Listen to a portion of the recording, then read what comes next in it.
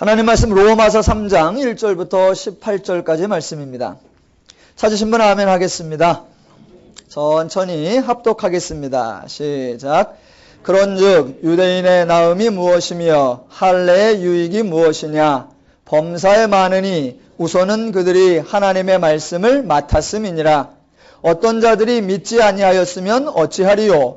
그 믿지 아니함이 하나님의 미쁘심을 패하겠느냐? 그럴 수 없느니라. 사람은 다 거짓되되 오직 하나님은 참되시다 할지어다. 기록된 바 주께서 주의 말씀에 의롭다함을 얻으시고 판단받으실 때 이기려 하심이라 함과 같으니라. 그러나 우리 불의가 하나님의 의를 드러나게 하면 무슨 말하리요? 내가 사람의 말하는 대로 말하노니 진노를 내리시는 하나님이 불의하시냐? 결코 그렇지 아니하니라. 만일 그러하면 하나님께서 어찌 세상을 심판하시리요?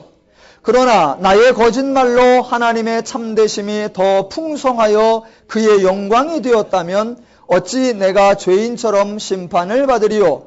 또는 그러면 선을 이루기 위하여 악을 행하자 하지 않겠느냐? 어떤 이들이 이렇게 비방하여 우리가 이런 말을 한다고 하니 그들은 정죄받는 것이 마땅하니라. 그러면 어떠하냐? 우리는 나으냐? 결코 아니라.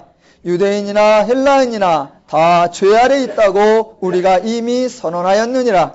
기록된 바 의인은 없나니 하나도 없으며 깨닫는 자도 없고 하나님을 찾는 자도 없고 다 치우쳐 함께 무익하게 되고 선을 행하는 자가 없나니 하나도 없도다. 그들의 목구멍은 열린 무덤이요 그 혀로는 속임을 일삼으며 그 입술에는 독사의 독이 있고 그 입에는 저주와 악독이 가득하고 그 발은 피 흘리는 데 빠른지라. 파멸과 고생이 그 길에 있어 평강의 길을 알지 못하였고 그들의 눈앞에 하나님을 두려워함이 없느니라 함과 같으니라. 아멘. 인간은 대부분의 마음 먹기를, 본인이 존경받기를, 다른 사람에게 대접받기를, 다른 사람에게 긍정적으로 판단받기를 좋아합니다. 그래서 다른 사람이 자기에게 비록 헛말일지라도 좋은 말, 칭찬의 말, 격려의 말, 긍정적인 말을 해주는 것을 기대하고 원합니다. 그런데 죄인은 절대로 남을 존경하거나 남을 높여주는 그런 사람이 아닙니다.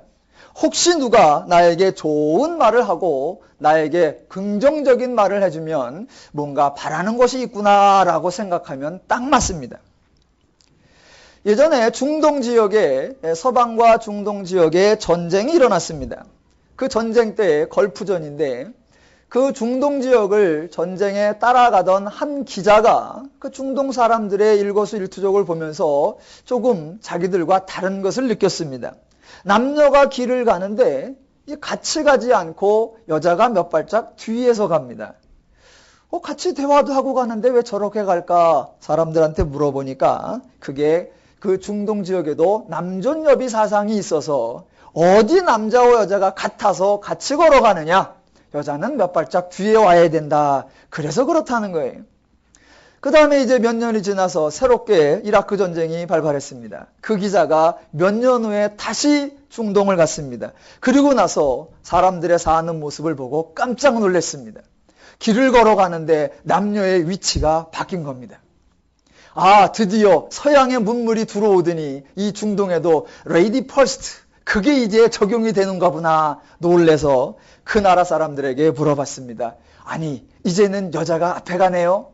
그랬더니 그 나라 여인이 대답하는 말, 여자가 앞으로 가는 문화는 지뢰가 발견된 이후부터 생겼습니다. 정말로 인간은 인간을 존귀하게 여기지 않습니다. 인간을 존귀하게 여겨주시는 분은 오직 한 분, 하나님뿐이십니다. 하나님은 인간에게 좋은 말을 하시는 분이 아니라 좋은 행동을 하시는 분입니다. 어떤 사람이 조금 어려운 상황에 처해 있다면 인간은 분명히 이렇게 말할 겁니다. 아이고 힘드시죠. 좀 잘 되셔야 할 텐데. 그렇게 말만 할 뿐 정작 잘 될 수 있도록 하나도 도와주지 않습니다. 그러나 하나님은 그렇게 말하지 않습니다. 죄인에게 죄인아, 죄인이라 힘들지 빨리 죄에서 벗어나야 할 텐데 그런 말씀을 하시지 않습니다. 전혀 인간의 가능성을 가지고 그런 전제를 가지고 말씀하지 않습니다. 그런 말씀하시는 대신에 하나님은 직접 인간을 죄에서 구원해 버리십니다.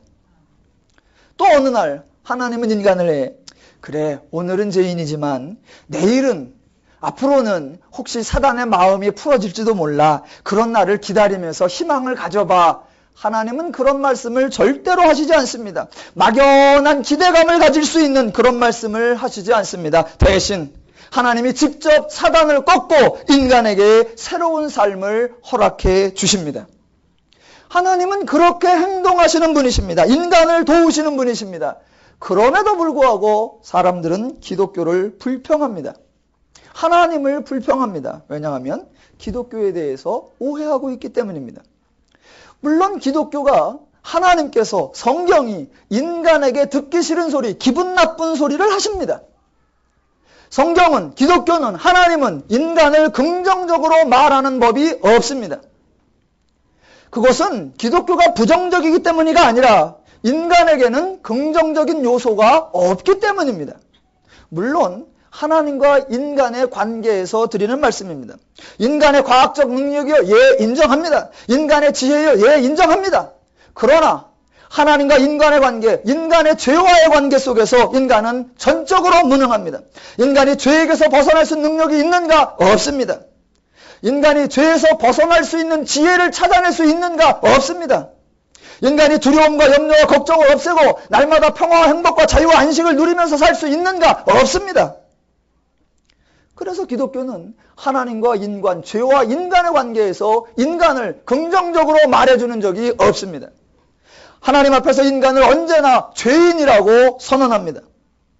이것은 부정적인 태도가 아니라 바른 태도이고 비관적인 인식이 아니라 정확한 인식입니다. 사람들은 이 말을 하지 않습니다. 그리고 헛된 낙관론만을 펼칩니다. 그것은 정말로 헛된 것입니다. 기독교는 인간을 죄인이라고 분명히 확실히 선언합니다. 얼마나 죄인이냐면 도무지 행한 대로 갚아줄 수 없는, 왜 선을 복받을 짓을 전혀 할 수 없는 그런 죄인이라고 성경은 선언합니다.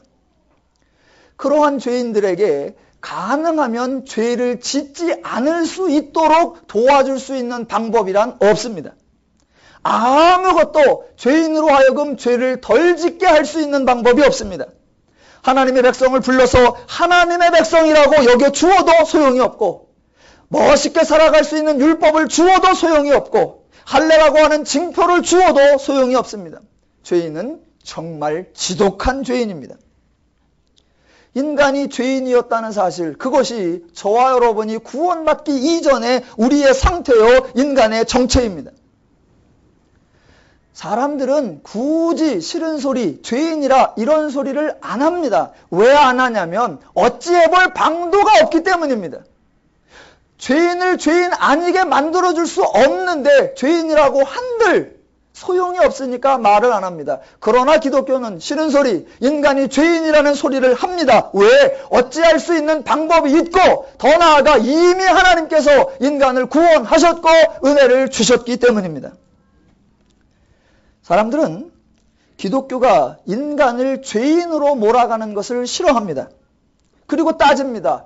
왜 그렇게 기독교는 인간을 무시하고 멸시하고 천대하고 무능하게 만들고 무가치하게 만들고 죄인으로 몰아붙이냐고. 그렇게 질문하면서 자기들끼리 또 대답을 합니다. 아이고, 그래야 기독교도 살지. 인간을 죄인으로 몰아붙여야 기독교가 생존하잖아. 죄인으로 몰아붙여야 하나님을 믿을 거 아니요. 인간의 연약함을 부각시켜야 하나님을 의지할 거 아니요. 인간의 미련함을 드러내야 하나님의 말씀을 들을 거 아니야. 그게 다 기독교의 생존 전략이야 라고 말합니다. 그래서 어떤 사회학자는 기독교를 민중의 아편이라고 했고, 어떤 철학자는 기독교를 고등사기라고 말하기도 했습니다. 그 말이 맞을까요? 아닙니다. 정반대입니다. 정확히 말하면 이렇게 됩니다. 하나님이, 기독교가 인간을 죄인이라고 선언한다고 해서 하나님이 얻는 것이 있습니까? 인간을 죄인이라고 선포한다고 해서 하나님이 얻는 것이 있느냐 말입니다. 없습니다. 반대로 어떤 사람이 하나님을 믿는다고 합시다. 인간이 하나님을 믿는다고 해서 그래서 하나님이 나아지실 것이 있습니까? 없습니다. 인간과 하나님의 관계 중에 인간 때문에 하나님이 나아지거나 하나님이 개선되어지거나 하나님이 좋아지는 것 단 하나도 없습니다. 기독교에는 인간이 하나님을 위할 수 있는 것이 없습니다. 하나님이 인간에게서 얻을 수 있는 것 전혀 없습니다. 인간이 하나님을 위할 수 없고 하나님이 인간에게 얻을 것이 없습니다. 반대로 표현해보면 하나님은 인간을 위하시는 분이고 인간은 하나님에게 손해보는 것이란 없고 모든 것을 얻을 뿐입니다. 간혹 기독교에서 하나님을 믿어서 예수를 믿어서 교회를 다녀서 손해를 보았다. 하나님 때문에 억울하다라는 그런 생각을 가지시는 분들이 종종 있습니다. 또 심지어는 본인이 하나님을 믿어드리는 분도 계십니다.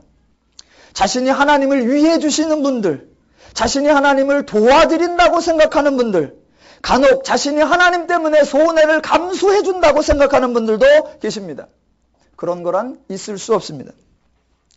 기독교의 특징 중에 여러 가지가 있지만 한 가지를 오늘 강조한다고 하면 기독교에는 인간이 손해보는 것이란 없다라는 것입니다. 믿져야 본전이 아니라 아예 믿지는 것이란 존재하지 않습니다. 혹시 이 자리에라도 내가 예수 믿어서 손해보고 예수 믿어서 억울해하거나 또는 주변에 신앙생활해서 손해보았다라고 그런 생각이 드시는 분이 계셨다면 그건 뭔가 잘못 알고 계신 겁니다. 오늘 한번 확인해 보시고 점검해 보시기 바랍니다. 어떤 사람이 처음 교회를 나온다고 해보십시다. 저는 예전에 새신자 신방을 참 많이 해봤습니다. 새신자 신방을 갈 때마다 느끼는 건 다 교회 나오는 이유가 있더라는 거죠. 여러분이나 여러분 주변에 어떤 사람이 교회를 처음 나간다고 생각을 해보십시오. 그 사람들이 왜 교회를 나갈까요?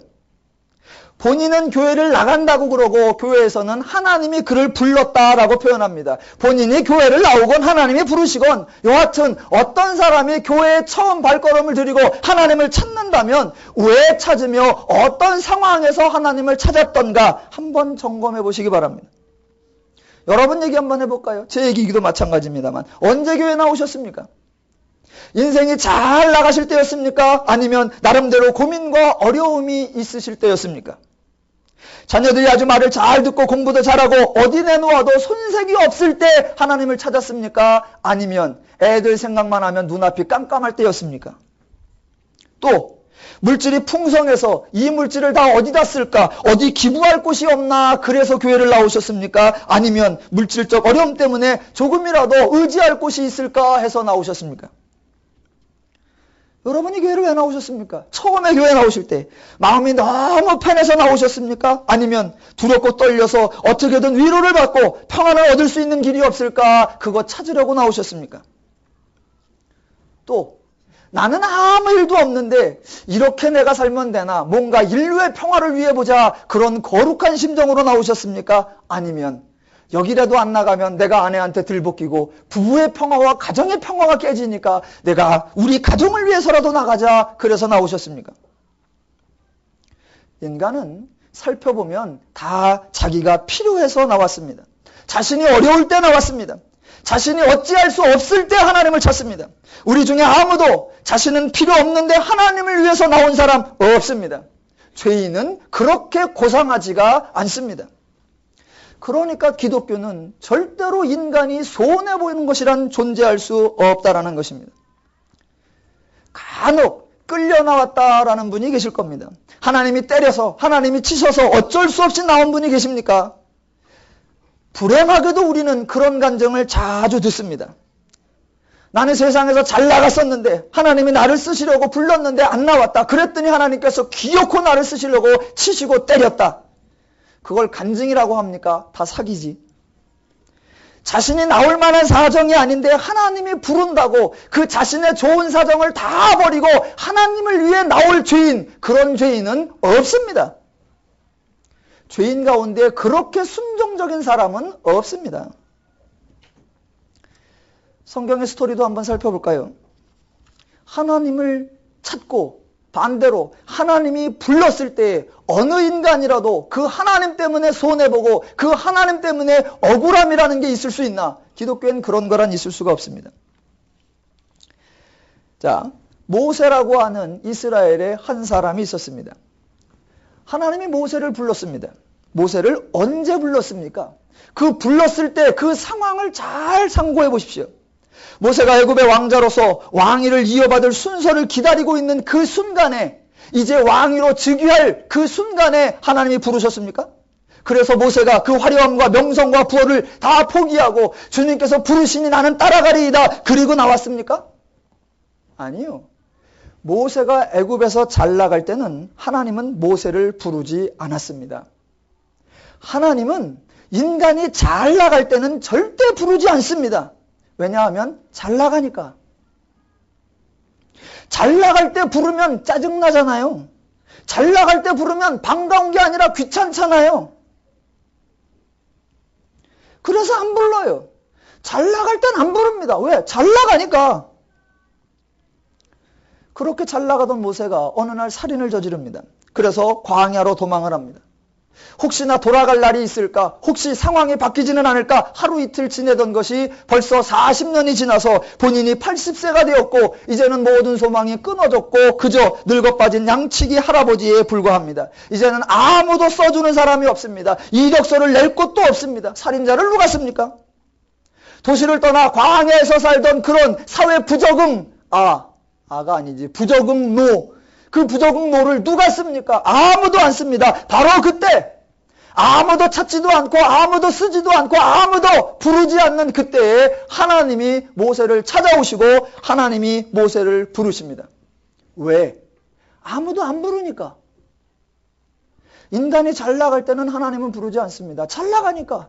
그러나 인간이 아무도 찾지 않고 아무도 부르지 않을 때 바로 그때 하나님이 그 사람에게 찾아오시고 그 사람을 불러주십니다. 왜?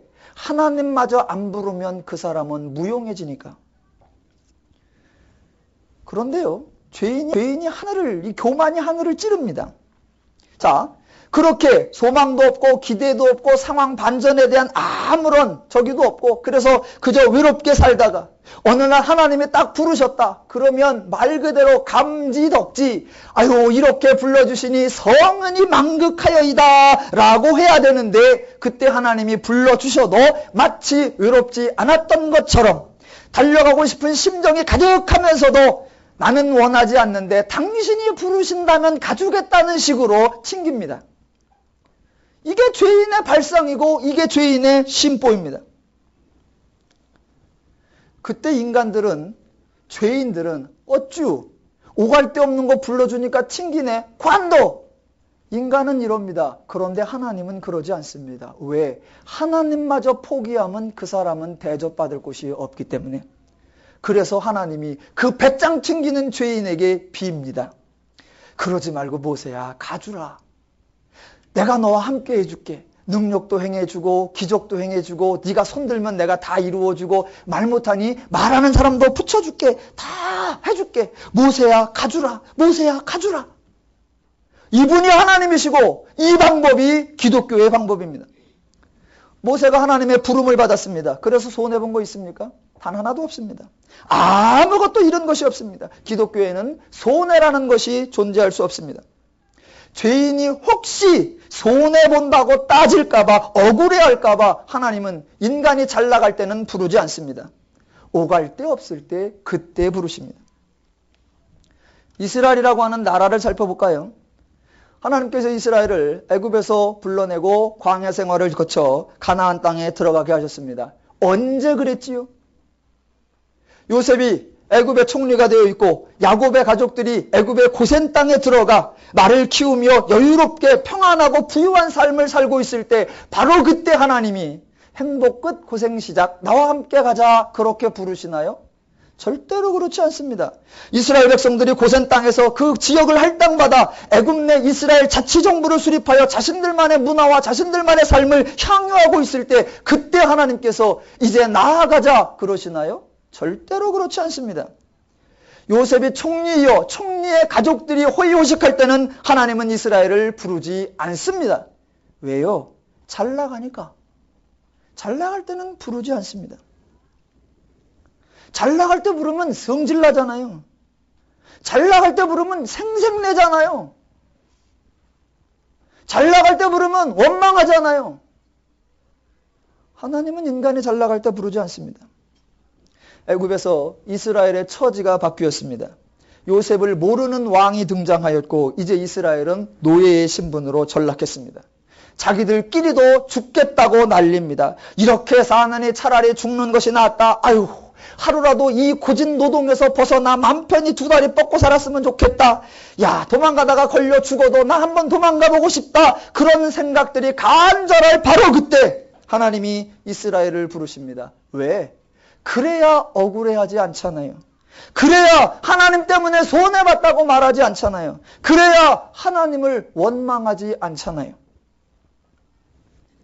다윗이라고 하는 한 청년도 있었습니다. 다윗, 그는 꿈나무가 아니었습니다. 그는 이스라엘을 재건할 기대주도 아니었고 유망주도 아니었습니다.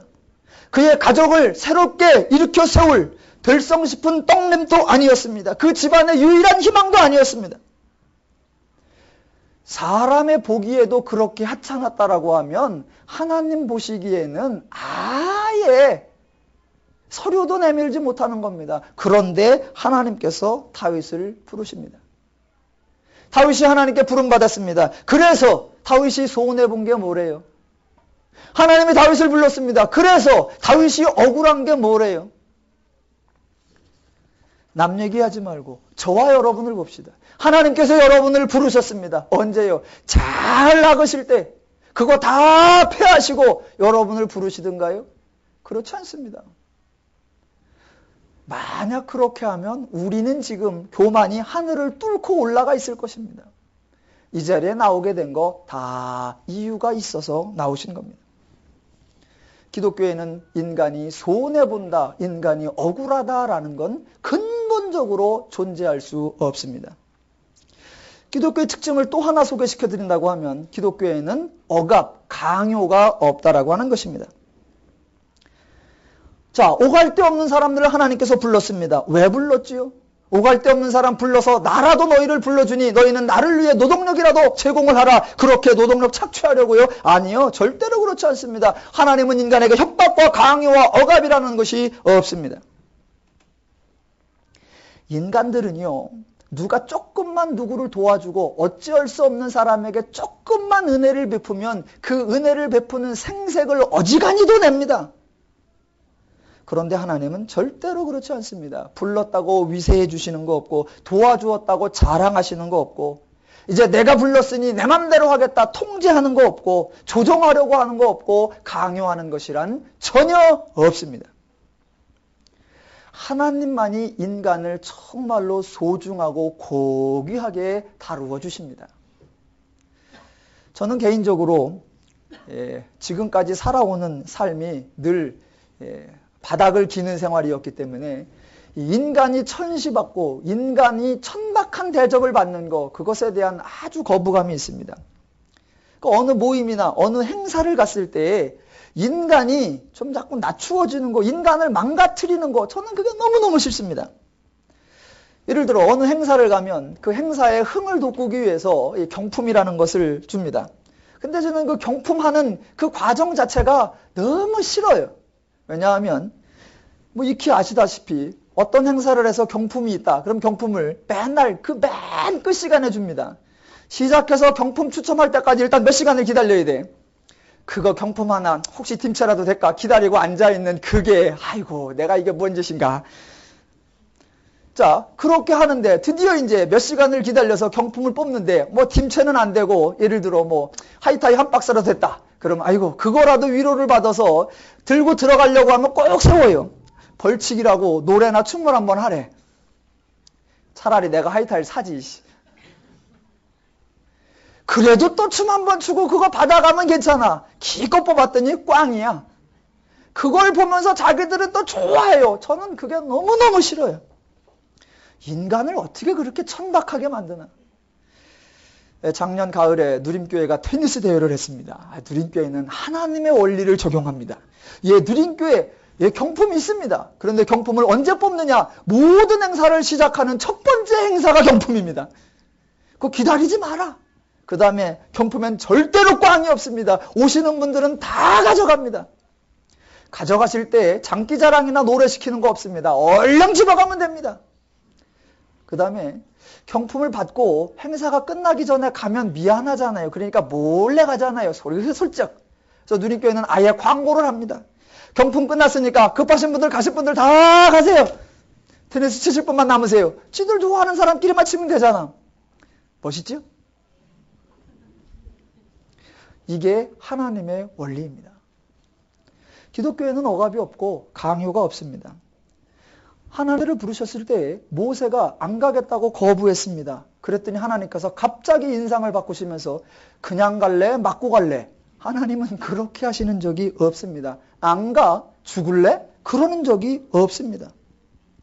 기독교에 왜 하나님의 강요와 억압이 없는 줄 아십니까? 이유는 간단합니다. 기독교에는 해야 할 일, 과업이 없기 때문입니다. 하나님이 인간을 도와주시는 것 외에는 인간을 찾으실 이유도 부르실 이유도 만나실 이유도 없습니다. 오직 하나님은 인간을 도우시기 위하여 인간을 부르십니다. 인간이 하나님을 위해서 할 일은 없고 할 수도 없습니다. 그래서 하나님이 인간을 치실 이유, 때릴 이유, 징계하실 이유 전혀 없습니다. 하나님은 인간에게 딱 한 가지 기대하시는 겁니다. 뭐라고요? 너 행복하게 살아라. 너 평안하게 살아라. 너 자유롭게 살아라. 너 신나게 살아라. 이게 기독교입니다. 왜 이것을 이렇게 길게 강조하느냐? 구약에 나타났던 이스라엘의 삶을 잘 분별해 보기 위해서입니다. 어느 날 이스라엘 백성들이 하나님의 백성이 되었습니다. 그리고 할례를 받았고 그리고 율법을 받았습니다. 이스라엘 백성이 되었고 할례를 가지고 있고 율법을 가지고 있음에도 불구하고 그들은 그 율법대로 살지 못했습니다. 인간들은 말합니다. 행한 대로 받는 거다. 예, 그런데 율법이 있어도 할례를 가졌어도 이스라엘 백성이어도 율법대로 살지 못했으니까 아무것도 받을 것이 없다. 그게 지난주 설교였습니다. 그러면 사람들은 질문할 겁니다. 뭐요 그럼? 뭐하러 유대인을 만들었대? 뭐하러 할례를 줬대? 뭐하러 율법을 줬대? 그걸 가지고도 아무것도 나온 게 없다며? 그게 오늘 3장 1절입니다. 3장 1절. 그런즉 유대인의 나음이 무엇이며 할례의 유익이 무엇이뇨?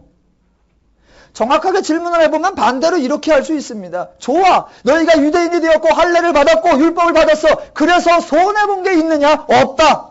일단 이게 결론입니다. 손해본 건 없다는 겁니다. 그러면 손해본 건 없다고 치자. 아니 손해볼 것도 없으면 뭐하러 불렀대요? 나은 것도 없네요. 나은 게 없다 있다? 있다. 무지하게 많다. 3장 2절. 범사에 많으니 많다라는 겁니다. 그리고 또 하나 특별히 예를 들면 그들이 하나님의 말씀을 맡았느니라 이거입니다. 비록 율법을 지키지 못했다고 하더라도 그들이 행한 대로 받을 것이 없게끔 그렇게 거룩하게 살지 못했을지라도 그들은 손해본 것이 없고 손해만 안 본 것이 아니라 무지하게 많은 이익과 혜택을 본 것입니다. 성경의 이익은 무지하게 많습니다. 유대인이 되어서 율법을 받은 자가 되어서 할례를 받아서 얻은 혜택은 너무너무 많습니다. 그런데 성경은 간단하게 몇 글자로 줄여버렸습니다. 범사에 많으니.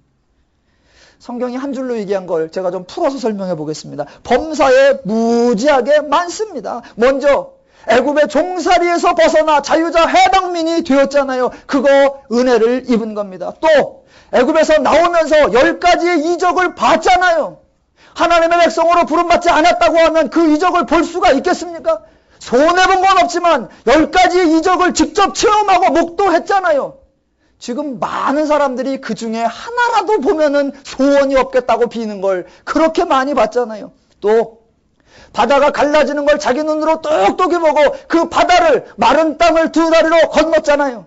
또 광야에서 바위를 쳐서 그 바위 속에서 나오는 천연 안반수를 많이 마셔봤잖아요.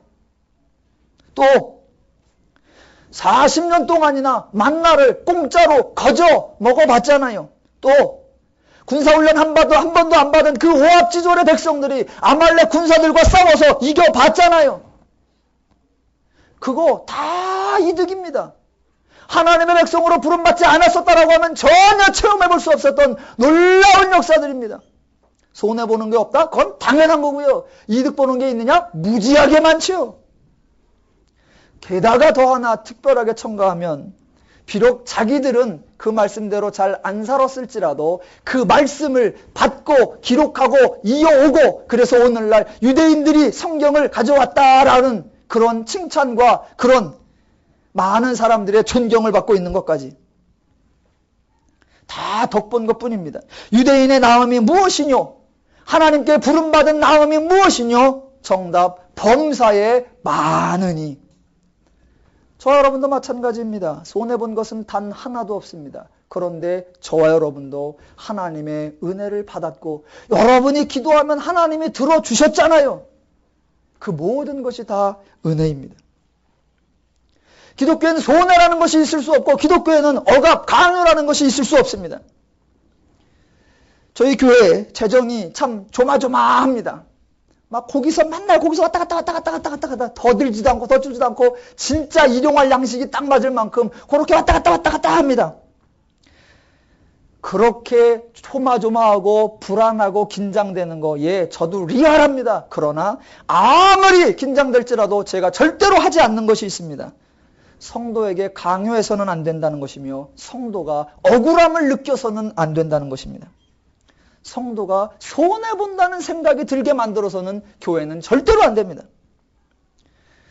교회 은혜는 무슨 은혜야, 나 없으면 돼. 교회 내가 도와줘야 교회가 살지. 아유, 그런 마음이 들면 절대로 안 됩니다. 저는 그래서 뭐 은혜 받으러 가나 뭐 그냥 가는 거지. 아니요, 그렇게 오시는 분이라면 식사라도 하시고 가십시오. 뭐 하나라도 얻어가야지. 억울함 느끼고 분해함 느끼는 대신에 가실 때 테이프라도 하나 들고 가세요. 공짜입니다. 누린교회 커피도 무료. 뭐 다. 왜? 기독교회는, 교회에는 억울한 것, 손해보는 것이라는 것은 존재해서는 안 됩니다. 유대인의 나음이 무엇이뇨? 범사에 많습니다. 신앙인의 나음이 무엇이뇨? 범사에 많습니다. 아무도 아멘을 안 하셔도 여러분은 이미 많은 은혜를 받으신 겁니다. 아멘을 안 하셔도 저는 놀라지 않습니다. 아직도 죄인을 몰라. 성경은요, 더 나아갑니다. 정말 멋있습니다. 로마서 3장 3절로 가보시죠. 어떤 자들이 믿지 아니하였으면 어찌하리요? 그 믿지 아니함이 하나님의 미쁘심을 패하겠느뇨? 그럴 수 없느냐. 정말 아멘입니다. 기독교 정말 멋있고요. 하나님 정말 멋있는 분입니다. 하나님의 원리는요, 정말 인간의 죄인의 원리와는 비교가 안 됩니다. 하나님의 원리이어야 인간이 삽니다. 오늘날 교회들이 바로 이 원리를 잘못 적용하고 있는 겁니다. 교회는 이 하나님의 원리를 적용하는 겁니다. 보세요. 하나님은 행한 대로 갚지 않는다. 그 증거가 되는 본문이기도 합니다. 하나님이 은혜를 주시려고 준비를 했다. 그랬는데 어떤 사람이 믿지를 않는다. 그러면 하나님이 은혜 주시려고 했던 그 은혜를 패하느냐?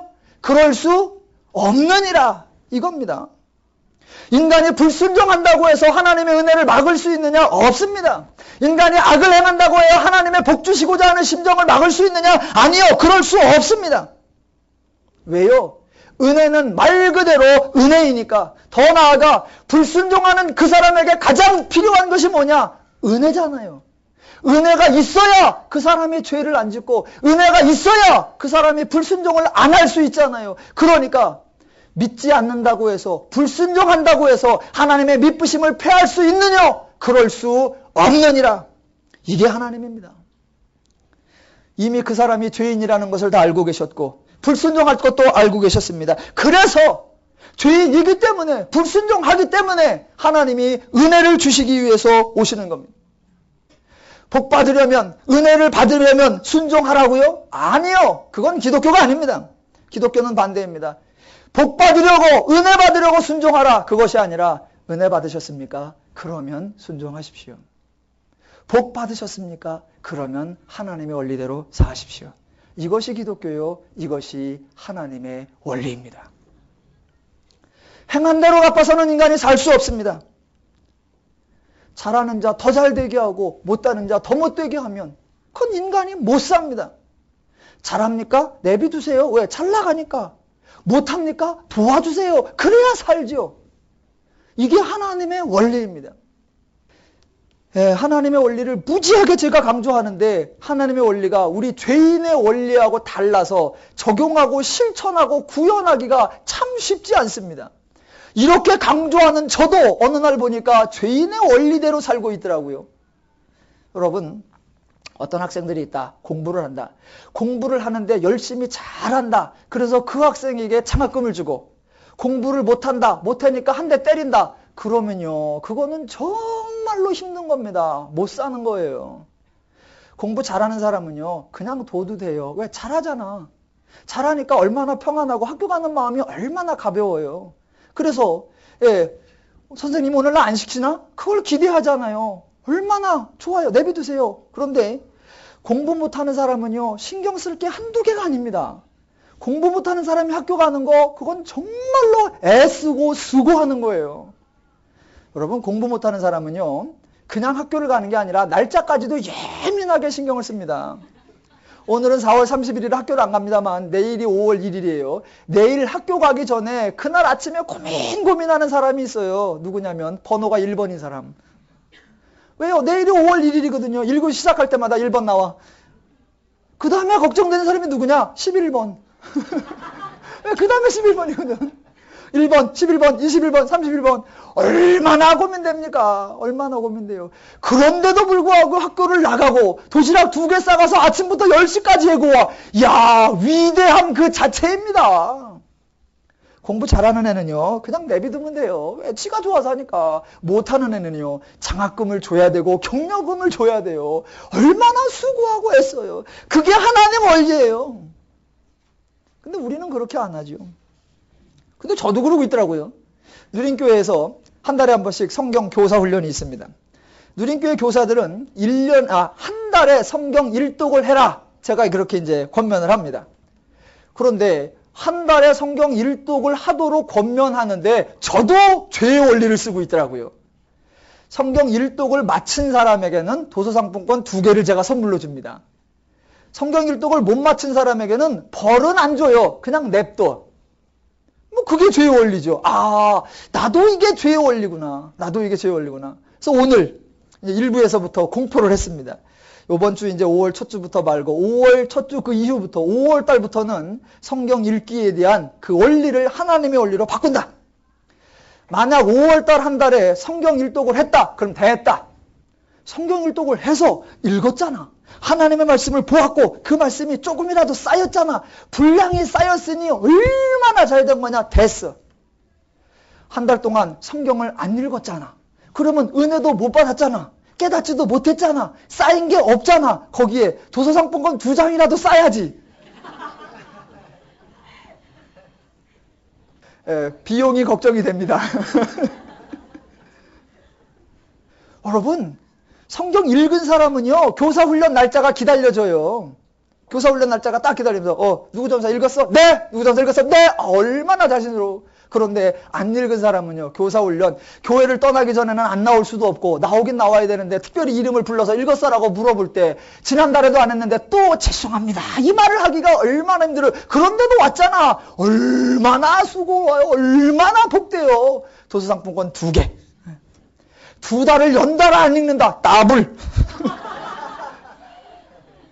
이게 하나님 원리입니다. 이게 하나님 원리예요. 이게 하나님 원리예요. 비용이 걱정이 됩니다. 그런데 까짓 거 비용 아끼자고 하나님 원리를 포기합니까? 그럴 수 없습니다. 그랬더니 일부에 우리 전사님들 아멘 하대. 우리의 불의함이, 우리의 불순종이, 우리의 악함이 하나님의 미쁘심을 폐할 수 있느냐? 그럴 수 없느니라. 3장 5절로 가봅니다. 다시 한번 나옵니다.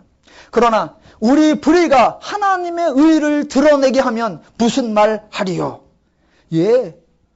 우리의 불의가 하나님의 사랑을 막아낼 수 없습니다. 우리가 불의하면 하나님이 진노를 내려버리냐? 그렇지 않습니다. 우리가 불의하면 하나님은 자비를 베풀어 버리십니다. 왜? 그래야 인간이 사하니까. 하나님은 인간이 행한 대로 갚으시는 것이 아니라 자비로 갚으시고 은혜로 갚으시고 긍휼로 갚으십니다. 우리의 불의가 하나님의 자비를 막지 못하고 우리의 불순종이 하나님의 미쁘심을 폐할 수 없습니다. 사람들은요, 하나님이 진노하신다 너무나 당연하게 말합니다. 그렇게 자기들이 말해놓고 만약 그래 하나님이 진노하셔 라고 하면 또 엉뚱한 소리를 합니다. 뭐요? 야, 인간은 인간이니까 잘한 사람 상 주고 못한 사람 벌 줘. 왜? 인간이니까. 그런데 하나님이 잘한 사람 상 주고 못한 사람 벌 줘. 그러면 하나님하고 인간하고 같네? 하나님이 뭐가 달라? 금세 또 이렇게 나와버립니다. 하나님이 진노해야 된다 라고 말해놓고 그래서 하나님이 맞아 진노했다 그러면 하나님이 뭐 그러냐? 사람들이 말이 안 됩니다. 3장 5절 중간에 가볼까요? 자, 중간에 보면 내가 사람의 말하는 대로 말하노니 하나님의 원리가 아니라 일반적으로 사람이 말하는 대로 말을 해보겠다는 겁니다. 자, 사람의 방식으로 말하면 어떤 사람이 불의했다. 그래, 그래서 교회에서 말하는 대로 바울아 네가 말하는 대로 어떤 사람이 불의했더니 아니 다시 봅시다. 어떤 사람이 불의했다. 그래서 하나님이 진노하셨다. 그렇게 말하면 그게 불의한 거다 안 한 거다?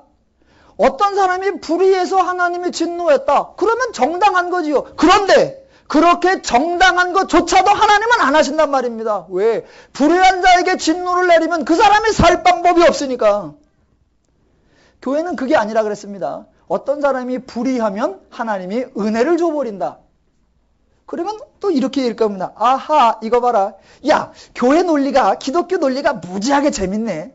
내가 불의를 하면 하나님의 의가 나타난다고? 내가 악을 행하면 하나님의 은혜가 나타난다고? 그러면 내가 죄를 행해서 하나님의 의가 나타났다면 내가 죄를 안 졌으면 하나님의 의가 안 나타나네. 그러면 하나님의 의가 나타난 게 내 죄 때문이네. 그러면 내가 죄를 져서 하나님의 의를 드러났으니까 그러면 나는 혼나는 게 아니라 상 받겠네. 말이 돼요? 안 돼요? 말이 됩니다. 말이 돼요. 나의 거짓말을 통하여 그가 하나님의 영광이 나타났다고 하면 어찌 심판을 받으리요? 예, 심판 안 받습니다. 그랬더니 죄인들이 더 나아가 이런 얘기를 합니다. 하하, 잘하면 내버려두고 못하면 상을 준다고? 그러면 상을 받으려면 못해야 되겠네. 잘 나갈 땐 내비두고 우리가 불의할 때 은혜를 준다고? 그러면 은혜를 받으려면 죄를 악을 행해야 되겠네. 여러분, 로마 사람이나 우리 생각이나 그때 그 사람들 생각이나 우리들 생각이나 똑같아요. 그게 3장 8절에 나옵니다. 잘 보세요. 또 그러면 선을 이루기 위하여 악을 행하자. 그렇게 말하겠죠, 사람들이. 예, 그런 소리가 나와야 정상입니다. 여러분, 기독교를 정확하게 전파하면, 복음을 정확하게 전파하면 그런 소리가 나오게 돼 있습니다. 왜? 인간의 상식으로, 죄의 원리로는 말이 안 되는 말이기 때문입니다. 잘 보세요. 만약 교회에서 자, 하나님은 공의로우신 분이다. 그래서 순종하는 자에게 복 주시고 불순종한 자에게 진노하신다. 이렇게 말을 해버리면 그러면 복 받기 위해서 악을 행하자. 이런 말이 나와요? 안 나와요? 도무지 안 나옵니다. 왜? 잘해야 복 받고 못하면 벌 받으니까. 그런데 기독교는 다르게 전했거든요. 잘한 자 냅두고 못한 자에게 은혜를 준다. 그러니까 그런 질문이 나오는 겁니다. 야, 니네 말을 들어보면 뭔가 이상해. 그러면 은혜 받자고 악을 행해야 되겠네? 이런 질문이 나와야 그게 복음이 제대로 선포된 거예요. 그런 질문이 나와야 그게 하나님을 바로 이해하기 시작하는 거예요. 오늘날 교회에는 그런 질문이 안 나와요. 왜? 잘하면 복 받고 못하면 벌 받는다. 아유, 그렇게 돼 있기 때문에. 아니요. 그 반대가 돼야 됩니다. 아, 교회는 이상해. 하나님 말씀은 이상해. 성경적 원리는 참 이해가 안 돼. 야, 그럼 은혜 받으려면 죄를 져야겠네. 목사님 말씀대로면 딱 그렇게 해야 되겠네. 예, 그 질문이 나와야 됩니다. 그게 복음을 이해한 거예요. 복음을 이해하지 못하고 교회가 복음을 복음으로 선포하지 않으니까 성경엔 그런 질문이 있거든요. 그런데 오늘날 교회 사람들은 아무도 그런 질문을 하지 않아요. 그런데 그럴 수 있느냐? 그럴 수 없느니라. 은혜를 더 받자고 악을 많이 행하자. 그럴 수 없느니라. 그걸 어떻게 극복시킬 수 있습니까? 아니, 성경을 안 읽는 사람에게 도서상품권을 주면 그 비용을 감당할 수 없을 것 같으니까 비용 아끼자고 성경 읽는 사람에게만 복 준다고 진리를 바꾸겠습니까? 그럴 수 없다라는 것입니다. 돈 아끼자고 하나님의 원리를 버릴 수 없고 성경의 방식이 무엇인지 아는데 그대로 행하지 않을 수 없습니다. 기독교 원리는 그겁니다. 그래, 맞아. 정확한 내용은 6장에 가서 다시 한번 나옵니다. 죄인이었을 때 은혜를 주었다. 그러면 은혜를 받았으면 이제 그 은혜 받은 자의 생활로 나아가야지. 어라, 이거 봐라.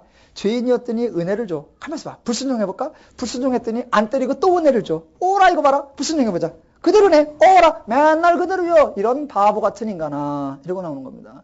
그렇게 불순종했을 때 은혜를 받았으면 아하! 하나님의 원리를 알아서 은혜 앞으로 나아가라!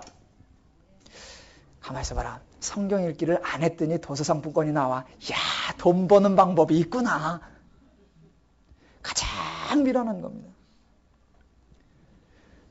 그 비용을 감당하지 못할까봐 제도를 없애는 것이 아니라 도서상품권이 쌓이는 것보다 내 마음속에 하나님의 말씀을 읽었을 때에 하나님의 분량이 차이고 그 하나님의 분량이 차여서 내 속에 하나님의 심정, 하나님의 원리, 하나님의 마음, 하나님의 성품이 드러나고 하나님의 자유, 하나님의 평화, 하나님의 안식이 누려지는 것, 그것을 드러내고 그것을 나타내고 그것을 보여주는 것, 이것이 하나님의 원리입니다. 교회는 신앙적 동기부여로 당근과 채찍을 사용하는 것이 아닙니다. 교회는 멋진 성도의 삶을 보여주는 것입니다. 세상이 줄 수 없는 하나님의 평화를 누리는 모습을 보여주고 세상의 부귀영화를 다 주어도 바꿀 수 없는 하나님의 평화와 행복과 자유와 안식을 드러내주는 것입니다. 남 얘기가 아니었습니다. 유대인만 얘기라고요? 아니요. 다 오늘날 우리들의 이야기입니다. 성경에 나오는 이스라엘 사람들은 우리들의 자화상입니다. 그래서 인간은 어느 누구도 다른 사람을 정죄하고 모욕하고 멸시할 수 없으며 반대로 자기 스스로를 자랑하거나 나타내거나 교만하게 행동할 수 없습니다. 우리 모두가 다 죄인이었고 행여 우리가 이 자리에 나와 있게 됐다라고 하는 사실은 말 그대로 전적인 하나님의 은혜의 결과입니다. 그것이 3장 8절부터 우리의 실체입니다. 9절부터. 그러면 어떠하뇨? 우리는 나으냐? 결코 아니라. 유대인이나 헬라인이나 다 죄 아래 있다고. 유대인이나 헬라인이나 대한민국 사람이나 유성구 사람이나 노은동 사람이나 다 죄인이었다고 선언하였느니라. 의인은 없나니 하나도 없으며 깨닫는 자도 없고 하나님을 찾는 자도 없고 다 치우쳐 함께 무익하게 되고 선을 행하는 자는 없나니 하나도 없도다. 그들의 목구멍은 열린 무덤이요 그 혀로는 속임을 일삼으며 그 입술에는 독사의 독이 있고 그 입에는 저주와 악독이 가득하고 그 발은 피 흘리는 데 빠른지라. 파멸과 고생이 그 길에 있어 평강의 길을 알지 못하였고 그들의 눈앞에 하나님을 두려워함이 없느니라. 이게 저와 여러분의 모습이었습니다. 그런데 오늘 이 자리에 나와 있습니다. 우리의 불의함이 하나님의 미쁘심을 패하지 못했고 우리의 불순종이 하나님의 자비를 패하지 못하여 그 하나님의 은혜와 축복으로 구원받아 이 자리에 나와 있는 것입니다. 사람들이 아직도 죄인을 몰라요. 오늘 설교 제목이 아직도 성도를 몰라. 두 가지 말을 하려고 합니다. 마치겠습니다. 이제 사람들이 아직도 죄인을 몰라요. 죄인을. 그 사람이 죄인이라는 걸, 인간이 죄인이라는 걸. 죄인이기 때문에 죄를 지을 수밖에 없다는 생각. 그 생각을 안 하니까 자꾸 놀랍니다. 사람이 죄인이라는 걸 모르는 사람의 반응이 뭐냐면 어머 어떻게 그런 일이 어이구 놀랄 일이 아니에요. 죄인은 당연하지요. 죄인이 당연하죠. 어떤 사람이 도둑질을 할 때 평상시 절대로 그럴 사람이 아니었는데 도둑질을 할 때 어머 그럴 수가 아니요. 아직도 죄인을 몰라. 그럴 수 있는 겁니다. 아이고 글쎄 말이요. 판사가 재판하기 전에 미리 변호사하고 다 짰대. 그럴 수가 있어? 그럴 수가 있어요. 아직도 죄인을 몰라요. 아이고 글쎄 말이요. 아랫집에 그렇게 얌전하던 조강지처가 말이요. 바람 나가지고 애들 다 버리고 집 나갔대. 어쩌면 그럴 수가 있어? 그럴 수가 있어요. 아직도 죄인을 몰라요. 야 어제까지 그 자리에 교회가 있었잖아. 근데 그 다음날 아침에 가보니까 목사가 교회 팔아 미국으로 날렸대. 그럴 수가 있어요. 아직도 죄인을 몰라요. 사장이 종업원에게 돈이 없다고 월급을 그렇게 안 줬는데 사장 재산이 1억 원이 넘는데 그럴 수가 있어요. 아직도 죄인을 몰라요. 우리는 여기까지 했습니다. 오늘 한 박자 더 나가겠습니다. 죄인만 모르는 게 아니라 사람들이 성도도 몰라. 여러분, 이제 성도는요, 새로운 사람들입니다. 성도는 하나님의 마음, 하나님의 심정, 하나님의 원리, 하나님의 방식, 하나님의 뜻, 하나님의 성품을 가지고 있습니다. 그런데 성도가 그런 사람이라는 걸 모르니까 많은 사람들이 성도를 보고 놀랍니다. 그리고 성도를 보고 하는 말, 어머, 세상에 이런 일이. 아니, 왜 놀래? 성도가 그런 사람이라는 걸 아직도 몰라?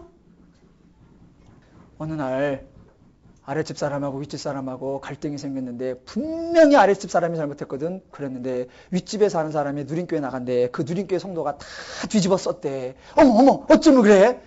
누림교회 성도가 그런다는 걸 아직도 몰라?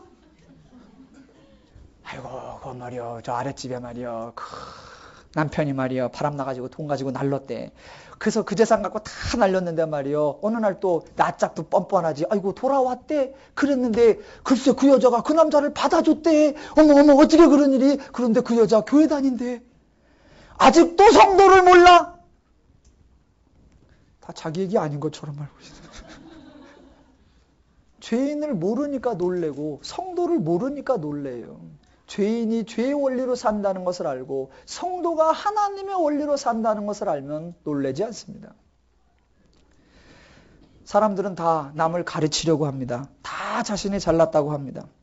물론 기독교도 남을 가르치려고 합니다. 그런데 그 자세가 완전히 다릅니다. 오늘 바울이 로마 사람들에게 또는 모든 믿지 않는 자들에게 우리는 이렇다, 우리는 달라졌다, 우리는 새롭다, 자랑하고 교만하고 거만하고 그런 식으로 행동하는 것이 아닙니다. 나는 잘났다, 다 나를 본받아라, 이런 식으로 그런 태도가 아닙니다.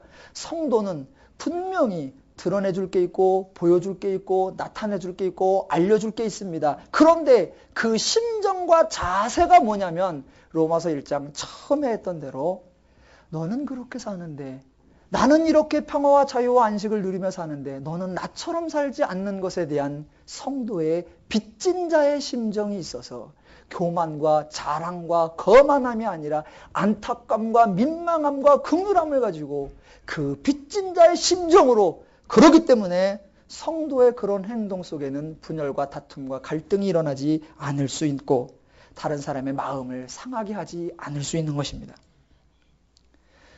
기독교의 특징, 하나님 앞에서 인간은 손해볼 수 없고 기독교의 특징, 하나님 앞에서 인간은 억압당하지 않습니다. 행여 누림교회에서 눌림이 되지 않기를 원합니다. 누림교회에서 매임이 되지 않기를 원합니다. 하나님 안에서 속박이 되지 않기를 원합니다.